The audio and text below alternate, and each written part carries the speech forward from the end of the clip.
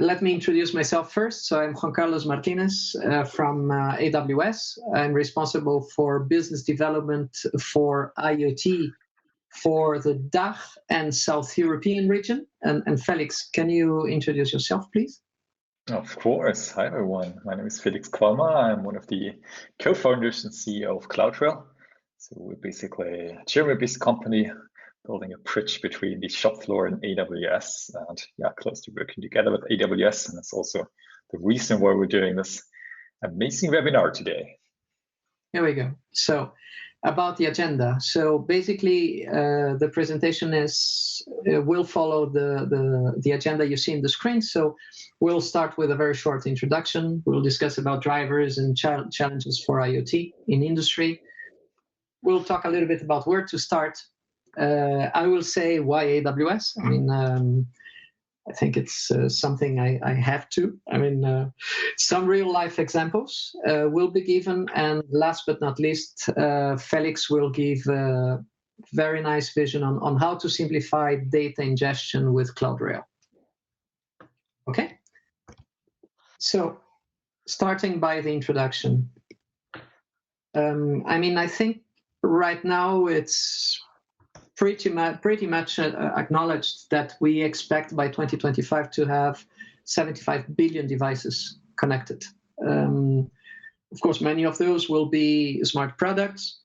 Many of those will be devices which are going to have, let's say, usages in medicine or in energy generation, in vehicles, even coffee machines and coffee pots. So robots, all sorts of devices are expected to be connected by 2025.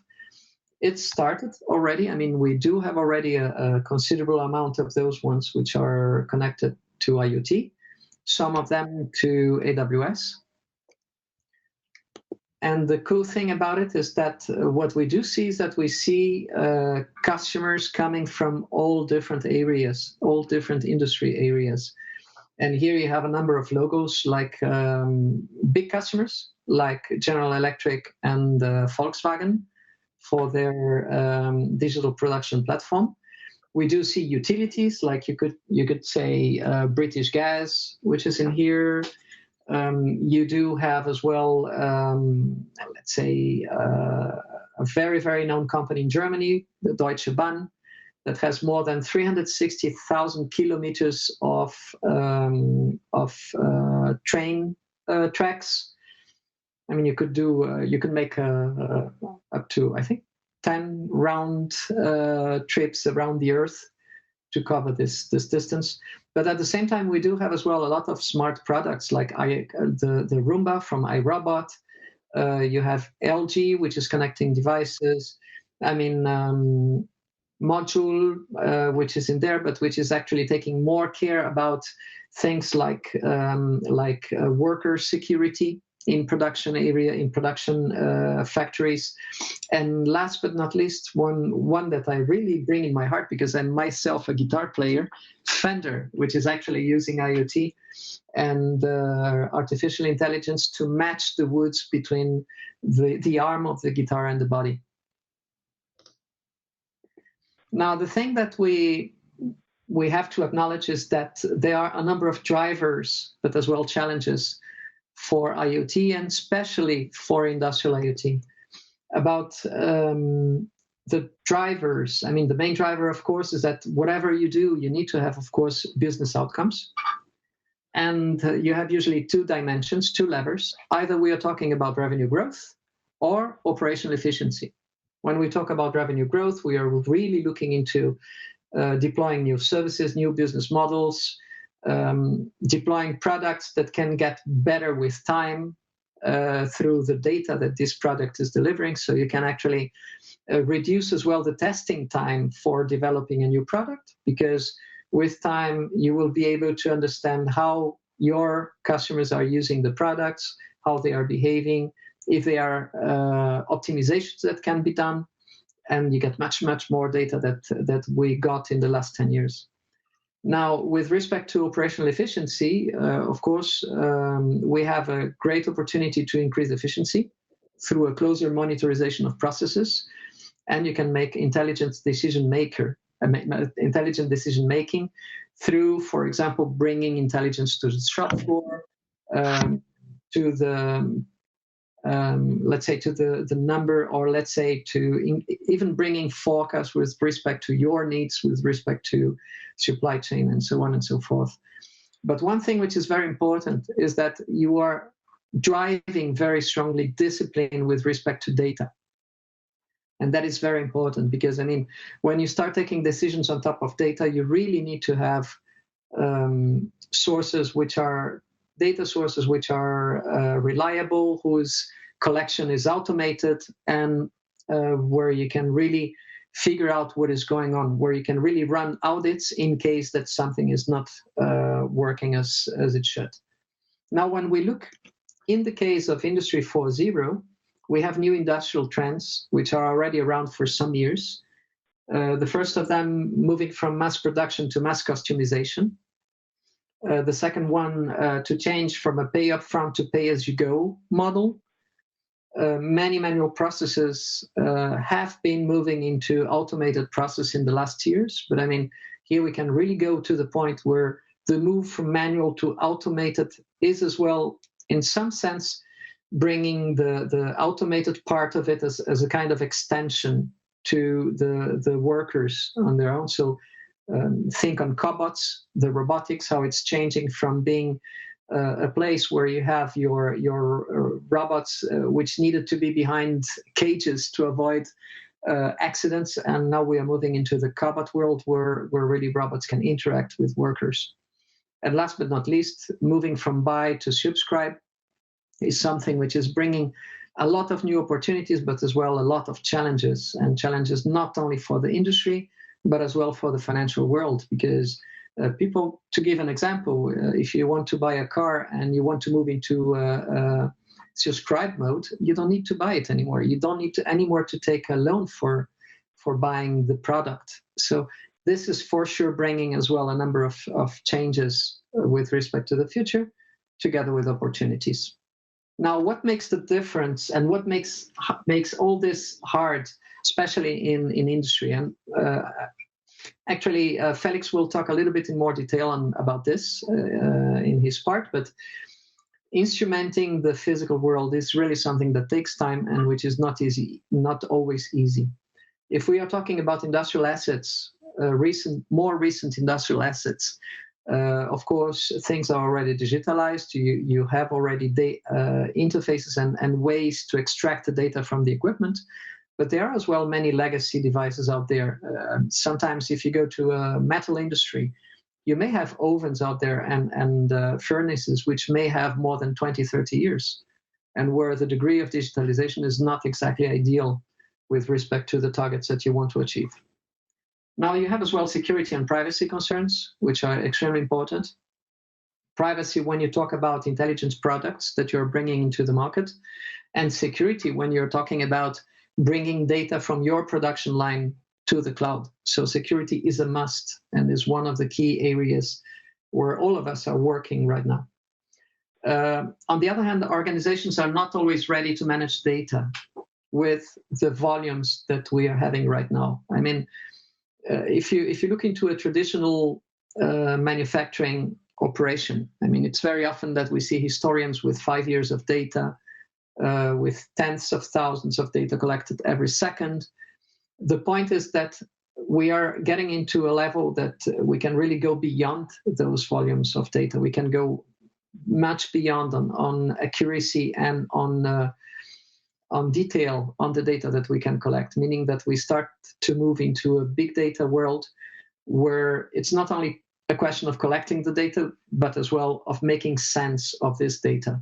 And it brings not only, let's say, challenges from the analytical point of view, but as well from the cultural point of view. It requires as well an authentic change of culture that, by the way, we are already seeing in a number of customers out there. Now, another point is that to get returns from insights and efficiency is something that often takes time.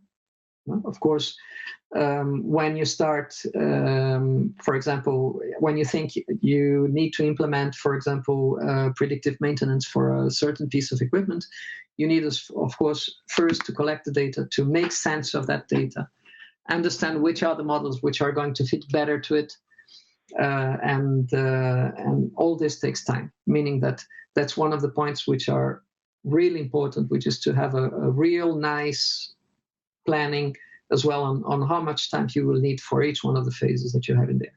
And last but not least, we have a kind of a paradigm here that new investments on IoT initiatives require, of course, visibility on business value that you don't always have right from the beginning. So we'll discuss a little bit about that further in the slides. When you talk about exactly this point, where is the value of IoT? What we usually say is that there are two components that you can distinguish. One component, which is the impact into process optimization, okay, which I would almost say it's detecting and evaluating the value on process optimization is something which is being done already for many years, and which there are many methodologies for doing that. If you look into the literature and in the academia, you will find a lot of articles describing how to do those things, how to take into account the uncertainties as well around the numbers that you can get out of it. But I mean, that's something you have in GRIF, and that's something that we're talking about: cost optimization, operational optimization, and increasing revenue.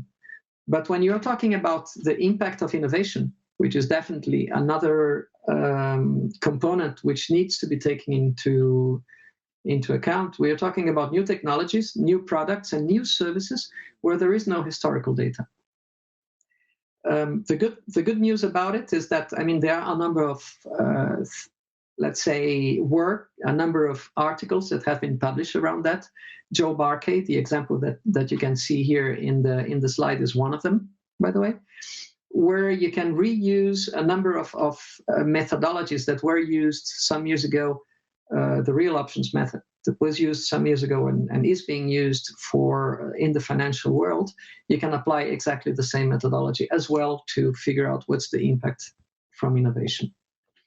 To give you an example on process optimization, what I show here is a very, let's say, a typical example for a process for corrective maintenance. Each one of the boxes you have here correspond to an activity that may be done manually or in an automated way. Often what you have is a kind of a workflow which is actually orchestrating all those little boxes. And what happens here is that by implementing IoT in this kind of process, you are in practice reducing by 28% the number of steps that you have to accomplish in order to get your job done. Okay, of course, 28% of the number of steps.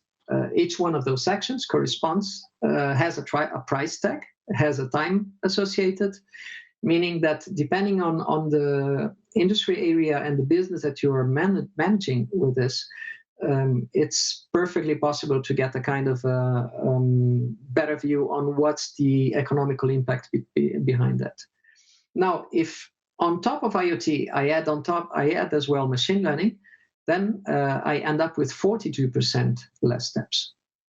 So by using this kind of approach, where I can model precisely the processes that I want to optimize and simplify, I can, in some sense, understand as well which will be the value of the IoT project, and I can understand which will be the return of investment, which is, by the way, one of the key ingredients that allows us and our customers to really launch new products and new ideas around IoT in their process optimization area. Now, when we talk about the real options method, when you talk about innovation, the key thing here is really to think about what's going to be your situation in 2, 5, 10 years' time. Understand which products are going to make the difference and are going to establish a sustainable market advantage. Understand as well where you have risks for being overtaken by your competitors, In the same paper from Joe Barkey, and I think that's pretty interesting, they mention explicitly that using a cloud-based approach is a real interesting foundation for reducing investment costs. The next point as well is having a mature innovation-oriented culture in-house. Why? Because it's the best way to have human capital in-house, which are actually capable to understand what could be the impact and exercise future options methodology. And last but not least, using proof of concept, prototypes, pilots is something which is extremely valuable. I mean, we are at the state of the technology that many of the things that we would like to do technologically are already proven. Many things can be already done. But the big question is, where is the business value? So rather than talking about pilots, prototypes, and proof of concepts, we are rather talking about proof of value and using really those exercises as an input for understanding what's the business value and which would be the real, or let's say the return of investment for a particular innovation. Question now is where to start. Where to start? Usually we talk about a stepwise approach, changing what you build for the case that you're producing smart products, changing how you operate, increasing operational efficiency, getting a better monetization on your assets and your production, and last but not least, then changing market economics and changing your business model as the last step. Moving fast to why AWS. We truly understand that one of the key things that we can do with the cloud is simplify the process of bringing intelligence to the shop floor. And that's why when you look at AWS and the way we have built the services, you see that there is a kind of a strong integration between device software, between connectivity and control services, analytics services, and last but not least, machine learning and AI, ML, and artificial intelligence services. A typical example, the Amazon Echo, very simple one. It's a IoT device that has machine learning, or let's say that has voice recognition and AI services integrated into the tool. Another pillar, which is very important, is that what we are trying to do is to ensure a continuum between edge to cloud. Why? Because it's a reality that, especially in industrial IoT, you need to have part of the logic in the edge for different reasons, for security reasons, for compliance reasons, but as well for response times that you need for the control loops that you may have in factories. But if we want to talk about real-life examples, I'm just going to give 3 very short examples. I don't want to take too much time of Felix's part of the presentation. First of them, the Volkswagen Group, where here the compromise is really to leverage the AWS cloud to integrate their operations across their different industrial sites with the sole objective of improving their production efficiency by 30%. The next example I would like to show is an example of digital twin of Woodside, which is an oil and gas company in Australia, where in one of their liquid natural gas plants, they have implemented the digital twin that you can see in the video. What you can see here is a cloud of points that has been taken using LiDAR scanners. And as you approach the different devices, you start seeing popping out the specific data of the different equipment which is in the plant. You can switch to a 3D view, which contains a CAD view of the same plant with corresponding pictures of the pieces of equipment from where you can see the telemetry. This kind of scenarios are extremely important, especially if you have an industrial operation where you would like to have your maintenance experts in a central place and use the local support teams, guided, of course, by your experts in an efficient way through this kind of platform. But there are cases where, okay, placing sensors all over the place is not that easy. To give you an example, let's say cases where you have kilometers and kilometers of conveyor belts around, putting one vibration sensor per drive would represent an enormous cost. And for those cases, what you can do as well is use robotics together with IoT to use the robotics platform as a platform for sensors. So in this case, you have a little robot which is moving around the same plant, and that has a number of sensors.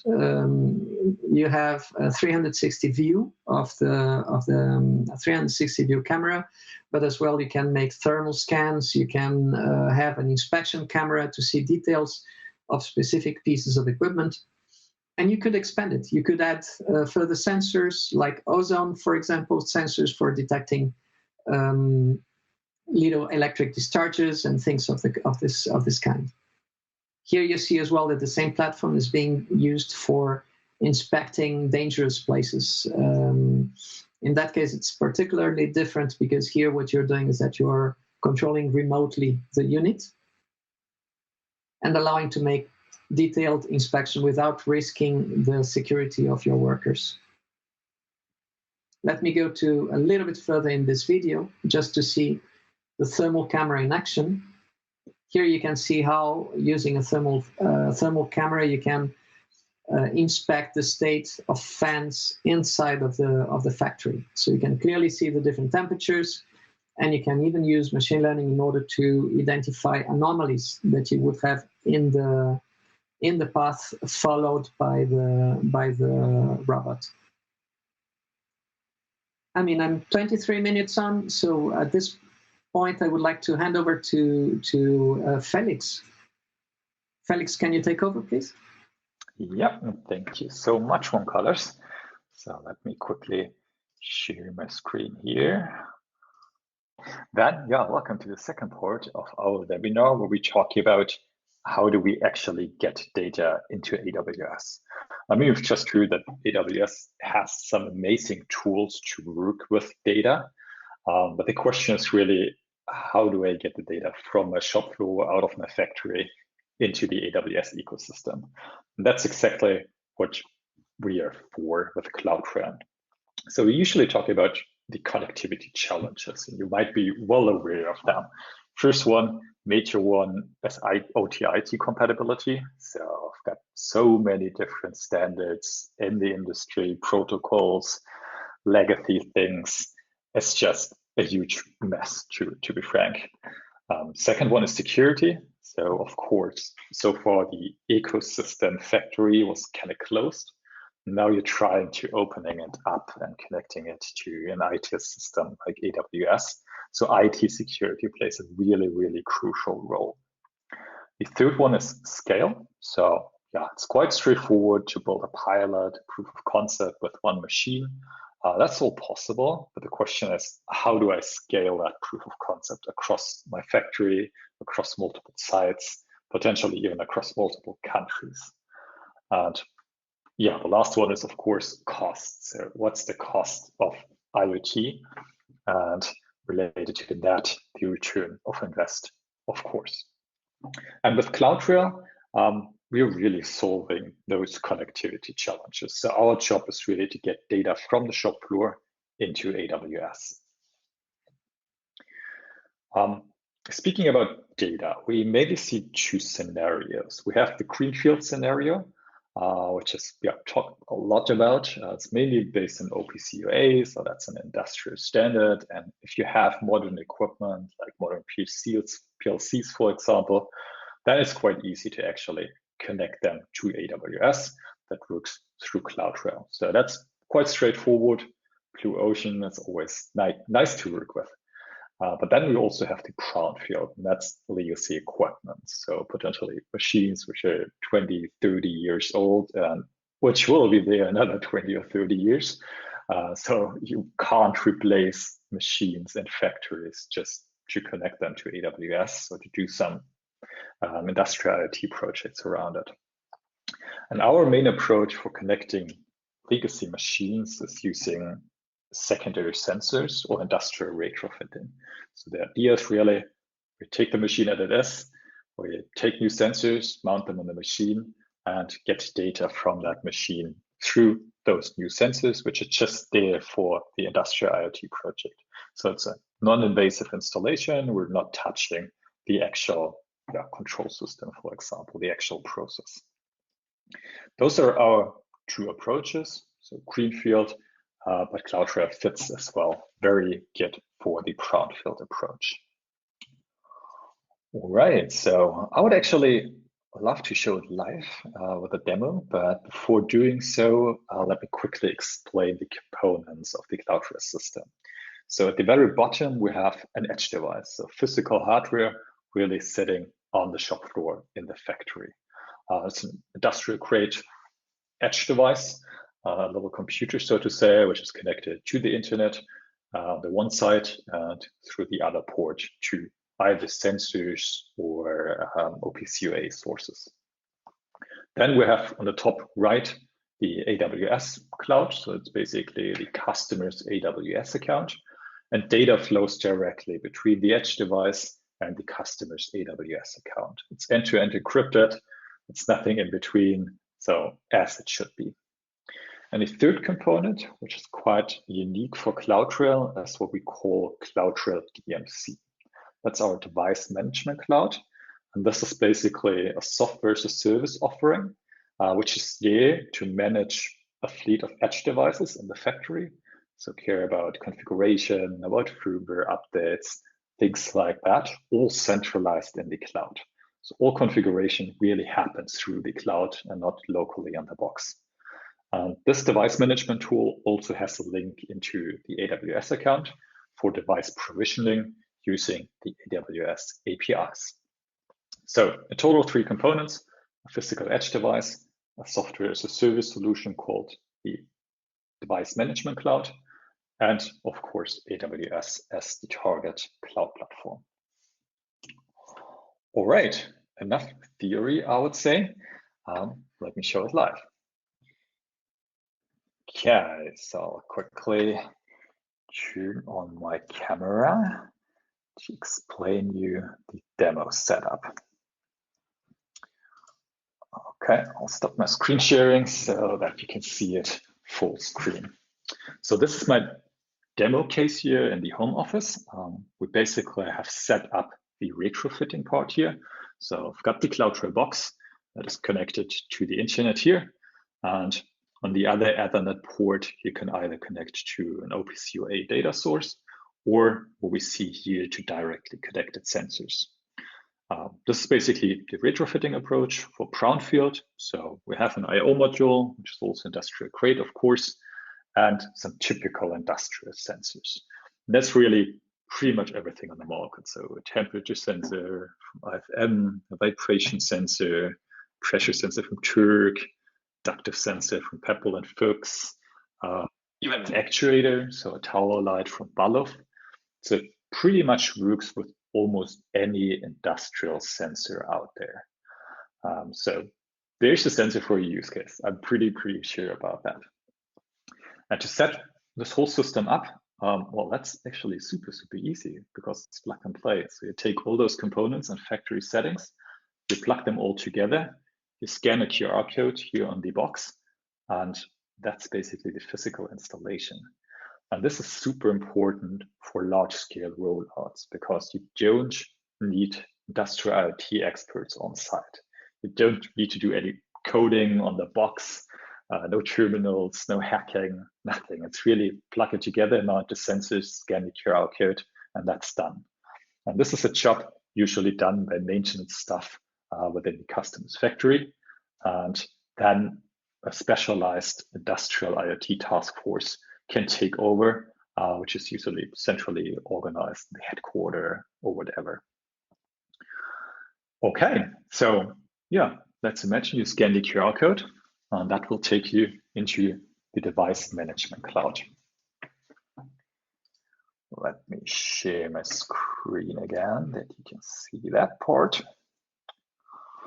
All right. So this is our device management tool. It's basically cloud-based. So we're in the browser here. You go on devices.cloudrail.com, create an account, scan the QR code, and then the box appears here. In this case, we have 5 boxes connected. Could be 1, could be 1,000, could be 1,000,000. It doesn't matter where they are physically, so all centrally managed. One could be here in Germany, the other one in Spain, the other one somewhere in Asia, the other one in the US. Doesn't matter. That's all centralized. All right, so I would say let's go ahead and make a new connection. So I'll select my demo suitcase, click on new connection. Then the system asks me if I want to connect it to an OPC-UA source, so an OPC-UA server, or to directly connected sensors. Since we have the brownfield approach set up here, I'll choose brownfield, so secondary sensors. And then I immediately see an I/O module coming from IFM with 8 ports. You can connect up to 8 I/O modules per box and all the connected sensors. So, hey, found a tower light, temperature sensor, vibration sensor, all from different manufacturers.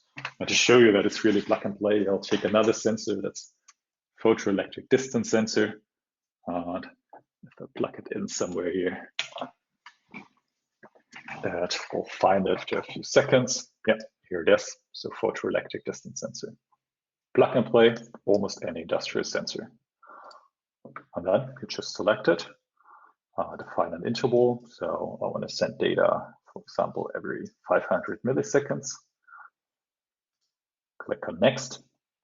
And here I can choose my target cloud service. So for AWS, we support IoT Core, which is the generic IoT endpoint.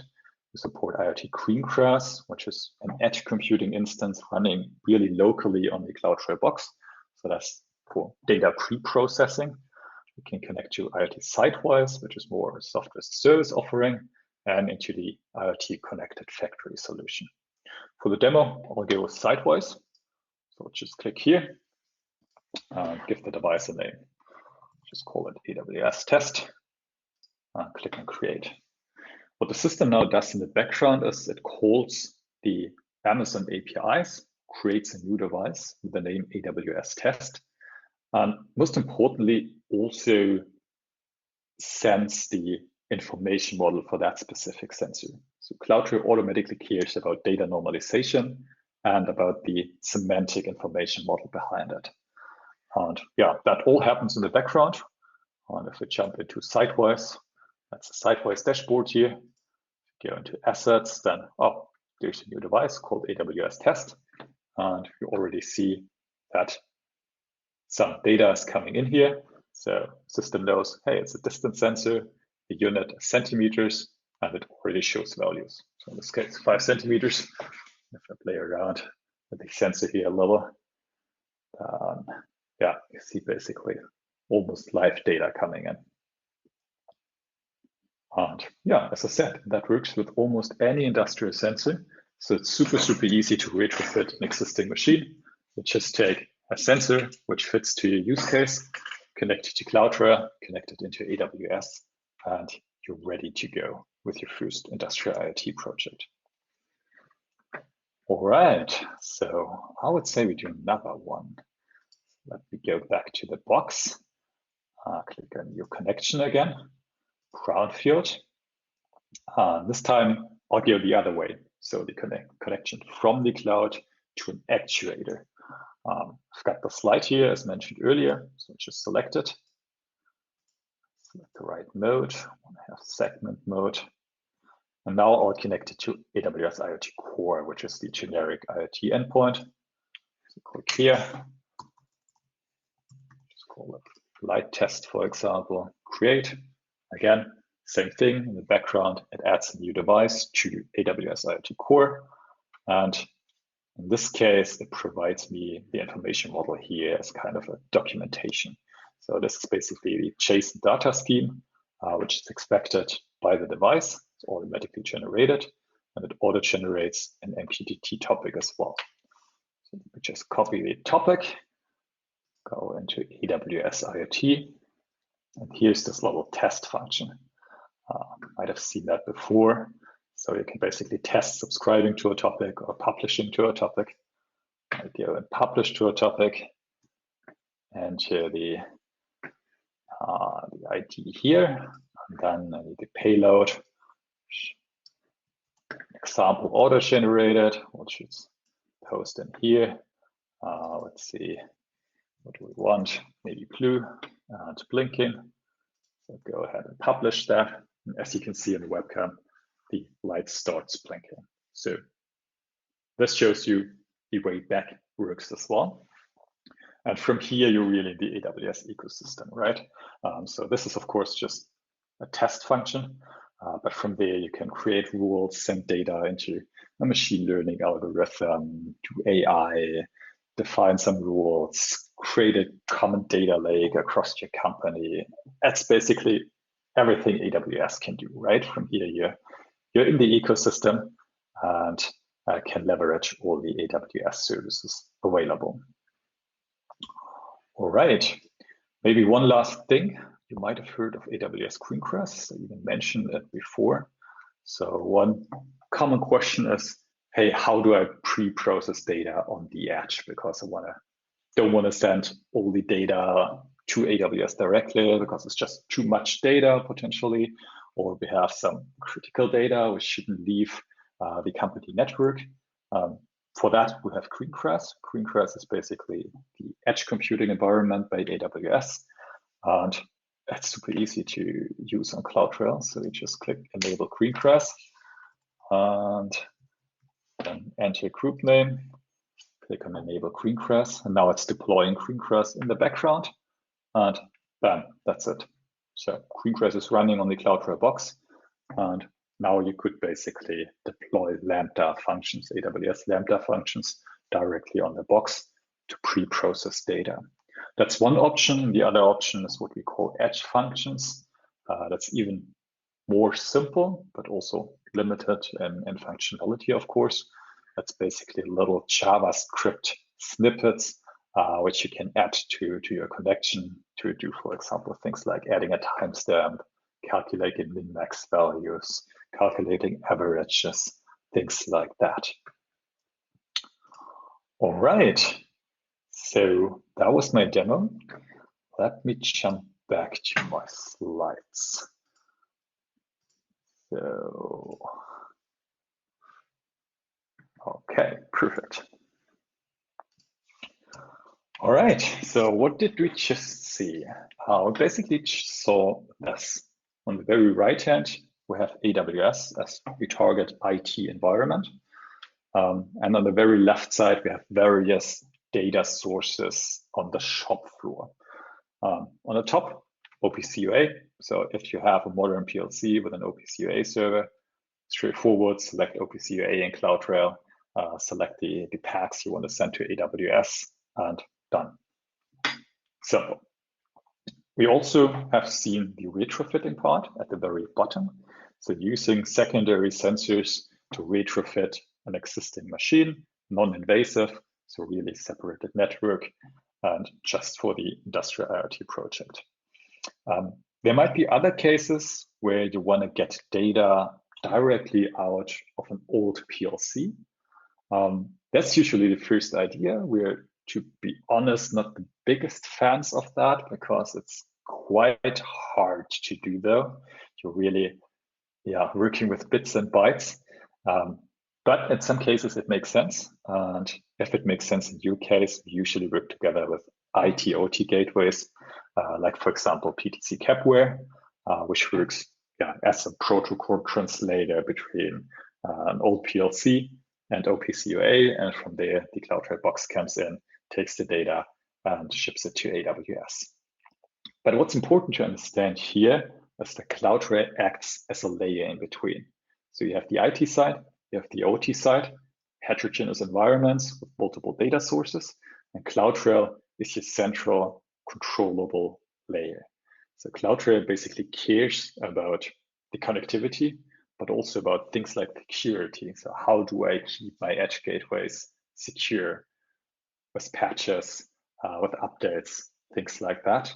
And also about scalability. So how do I scale across all my factories, across multiple countries, and things like that. So it's basically an enterprise create and manage, so as a service layer between the IT and the OT side. All right. One last thing I would like to mention is something we've done together with multiple system integrators here in Germany with a company called Bechtle. Bechtle is one of the largest system integrators in Europe, I think even the largest. And what they have done is they created industrial IT starter bundles. So let me quickly explain you what that is.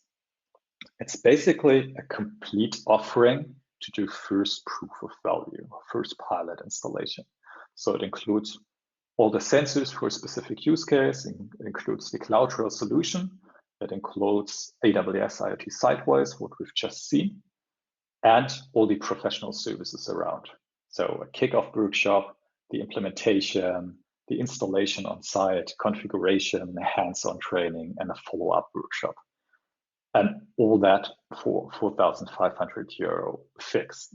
So for fixed price, you basically get the first machine retrofitted, connected to AWS, including everything with real data as a result.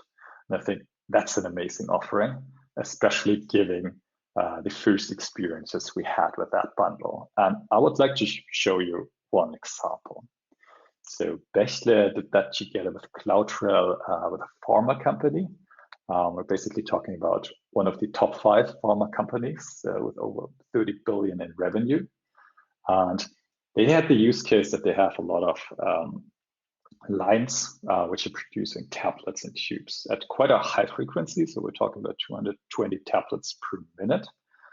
And it was kind of a typical line you see out in the industry, right? So it works, but the customer basically had very, very limited insights and what it actually does.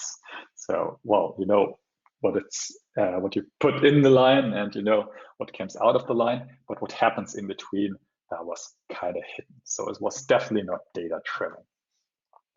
And the idea was to basically retrofit this line using that packaged solution. And here's what they did. Basically, first day is project scope, site inspection. So what does the line, what machines do we have, what sensors do we need, identification of the relevant parameters together with the customer. The next 2 days were basically the hard work. So installation of hardware, setting up AWS, setting up CloudRail, all those technical things. And on the 4th day, they already presented the results and did kind of a solution training and basically presented the complete industrial IoT use case. So within 4 days, the customer was really able to retrofit one line and get real data and real results. And afterwards, they scaled it. So of course, one pilot is always nice, but the goal is to scale it across multiple lines and eventually across multiple factories and multiple sites to basically turn the company into a data-driven company at all and not just line. And here are the results. So they got insights into some key KPIs. Project was completed within 4 days. They're scaling it now. And this is the really, really amazing part. With that industrial IoT use case, they were able to reduce the scrap rate from 20 to 8%. And that resulted in a 7,000 euro saving per day. And remember, that's just one line, and that was created with an industrial IoT project with a total cost of 4,500 euro. So the customer had return of invest basically on day one. And the customer has multiple thousand lines. So imagine what happens if the customer now scales that proof of concept from the first line across potentially 4,000 lines. That's a massive impact. And it got all discovered by a first use case. So the customer just started with industrial IoT. And I think that's also one of the key messages. All right, so a quick summary about CloudRail. 5 points in total. The first one, CloudRail really enables you to realize industrial IoT projects faster and at a lower cost. So remember that plug and play provisioning. So really talking about connecting a machine in hours instead of weeks with traditional approaches. It's all centralized and cloud-based, so it lowers your maintenance cost. Central IoT team, you remember.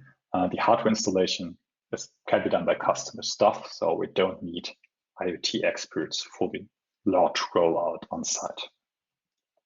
Second one is security. So CloudRail provides a secure edge to cloud communication. We do really understand IT security, and we've proved that with multiple large enterprise customers from industries like the FMCG, pharma, automotive, industrial equipment, and many more. This is related to automatic remote firmware updates, security patches, and a lot more. The third big advantage is future-proof data acquisition. It's something you can standardize on.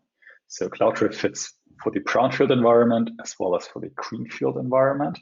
And you can realize almost any industrial IoT use case based on it. And it's so scalable, right? So, I mean, we just connected some sensors, basically one machine to the cloud during this webinar. That was super simple, super fast. So it's perfect for your first proof of concept, but it's also at the same time an enterprise grade system.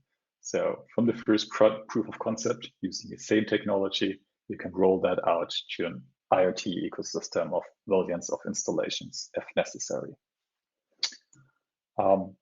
We're actually working primarily through partners, so with a very strong partner and distribution network. I mean, AWS is definitely one of our key partners in the cloud side. We partner with IFM on the OT side, so we can buy CloudRail through IFM worldwide in over 95 countries, get on-site support, get the right sensors, and the whole consulting around sensors as well. On the system integrator side, well, we work together with the main system integrators worldwide, so companies like Bearing Point, Bechtle, Capgemini, ACP, and many, many more. The last point before stop, as with CloudRail, you can avoid provider lock-in, both on the IT and OT side. On the IT side, I mean, you already saw that it integrates seamlessly into multiple AWS services. And based on those AWS services, you can use software coming by multiple ISVs. So CloudRail is not that one vibration sensor which only works with the software suite from that single vendor. It's really an agnostic layer, connectivity layer between your shop floor and your IT, which can be used by so many different systems, software solutions, system integrators, and so on. And the same on the OT side. So all big vendor manufacturers, you get a sensor for almost any use case.